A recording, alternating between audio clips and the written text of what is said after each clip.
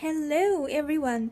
So I just want to do an update for my gratitude journal that I started from a week ago. I completed like a full week doing my gratitude journal twice a day, like 3 times. I write down 3 things I'm grateful for in the morning and in the evening. I write it in the drowsy state when I wake up and just before I go to sleep to be in this alpha state of mind, the alpha wave.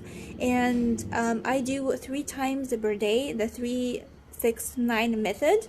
I just wanted to do this, and I write 3 times per day 6 gratitude journals for 9 days. So I am in my 7th day for this 3-6-9 method, and I can feel the difference. There's nothing changed in my life that I will not say that is a massive change happened, but I can feel the vibe. I feel way better, way different. I feel so happy. Like I feel like I'm doing meditation the whole time. I don't do meditation right now, but I feel extremely happy and I feel this blissfulness inside my heart, like in a way that I feel like I have all the things that I really want, all the things that I dream of, I visualize, already have them.